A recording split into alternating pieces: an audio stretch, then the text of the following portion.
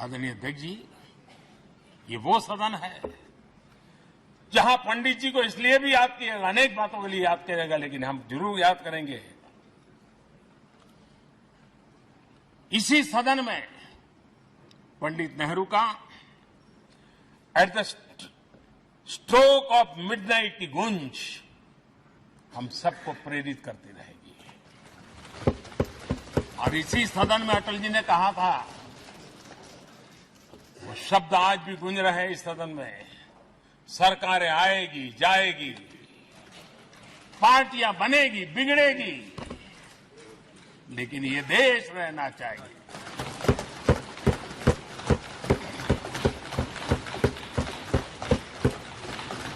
आदरणीय अध्यक्ष जी, पंडित नेहरू की जो प्रारंभिक मंत्री परिषद थी, बाबा साहब आम्बेडकर जी एक मंत्री के रूप में दुनिया की बेस्ट प्रैक्टिसेस भारत में लाने पर बहुत जोर दिया करते थे।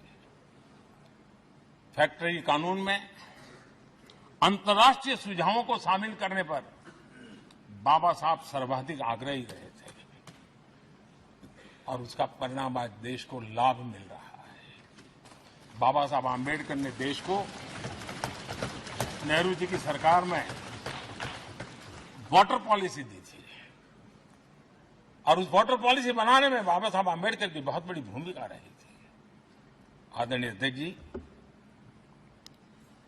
हम ये जानते हैं कि भारत में बाबा साहब आम्बेडकर एक बात हमेशा कहते थे कि भारत में सामाजिक न्याय के लिए भारत का औद्योगिकरण होना बहुत जरूरी है, क्योंकि देश के दलित पिछड़ों के पास जमीन ही नहीं है, वो क्या करेगा? औद्योगिकरण होना चाहिए। और बाबा साहब इस बात को मान करके डॉक्टर श्यामा प्रसाद मुखर्जी, जो पंडित नेहरू के मंत्री थे, उन्होंने इस देश में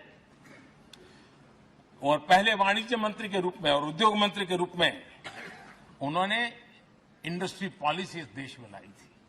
आज भी कितनी ही इंडस्ट्री पॉलिसी बने, लेकिन उसकी आत्मा वही होती है जो पहली सरकार के थी, और उनका भी बहुत बड़ा अहम योगदान रहा था। आदरणीय अध्यक्ष जी, लाल बहादुर शास्त्री जी ने 65 के युद्ध में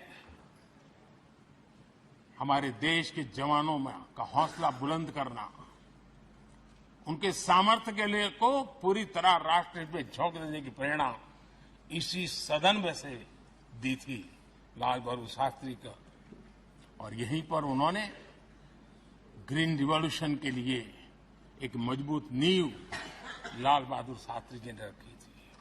आदरणीय अध्यक्ष जी, बांग्लादेश की मुक्ति का आंदोलन और उसका समर्थन भी इसी सदन ने इंदिरा गांधी के नेतृत्व में किया था।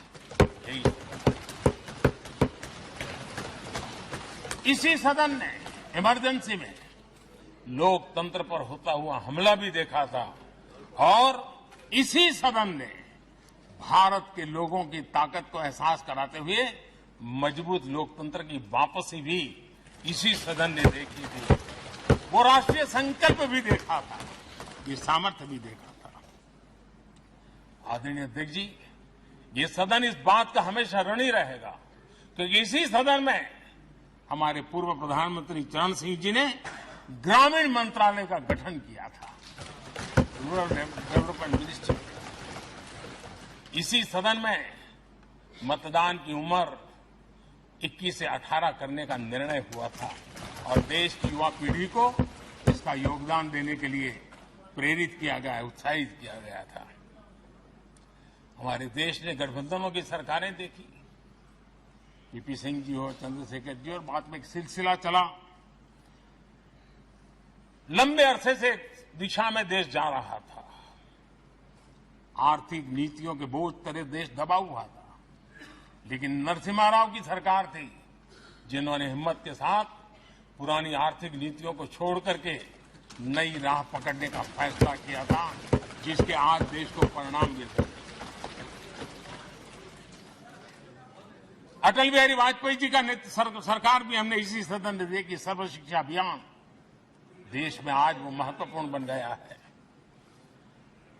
आदिवासी कार्यालय मंत्रालय अटल जी ने बनाया, नॉर्थ ईस्ट का मंत्रालय अटल जी ने बनाया, न्यूक्लियर टेस्ट भारत के सामर्थ्य का परिचायक बन गया।